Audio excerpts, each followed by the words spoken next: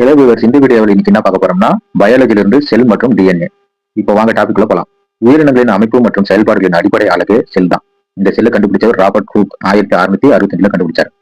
இதுல தாவரங்கள் மற்றும் விலங்குகள், மனிதர்கள் போன்ற அனைத்து உயிர்களுக்குமே செல் என்பது ஒரு அடிப்படை அலகாக திகழ்கிறது. இது புரோகரியட் மற்றும் யூகரியட் செல்கள் என இரு வகை உண்டு. புரோகரியட் செல்லுக்கு எடுத்துக்காட்டு பாக்டீரியா. பூமியில ஃபர்ஸ்ட் உருவான செல் வந்து புரோகரியட் செல் ஆகும்.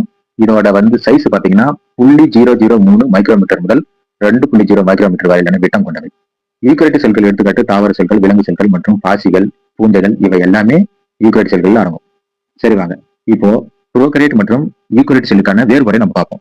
பண்புகள். செல்களின் அளவு. புரோகரியட் செல் 0.2 இருந்து 2 மைக்ரோ விட்ட முடியாது. இதே யூகரியட் 10 இருந்து 100 மைக்ரோ விட்ட முடியாது. உட்கரு.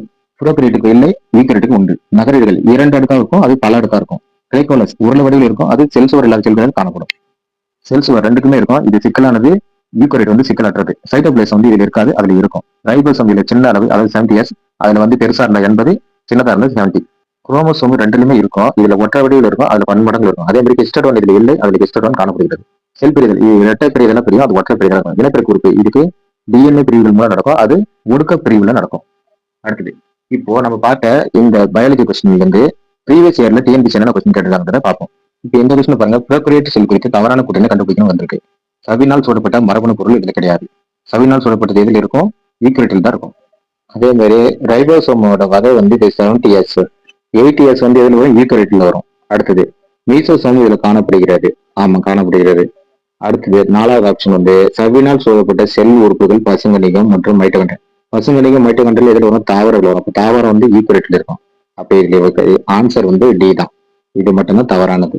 அடுத்த கொஸ்டின் பார்ப்போம். அடுத்த கொஸ்டின், ஒற்றை செல் யூகரிட்டுகள் இதில் எதில் அடங்கும் அப்படின்னு கேட்கறாங்க. இப்ப பூஞ்சை, முனிரா, புரோட்டிஸ்டா, ஆர்கியா அப்படின்லாம் இருக்குது. இதுக்கு ஆன்சர் புரோட்டிஸ்டா. இது 5 வகைப்பட்டு இருக்கும். இது 2வது அமைந்திருக்கிறது தான் அந்த புரோட்டிஸ்டா. சரி, இது போன்ற தகவல்களை நீங்கள் தொடர்ந்து பார்த்துக்காக எங்களது சேனலை சப்ஸ்கிரைப் செய்ய மறக்காதீர்கள். தேங்க்யூ.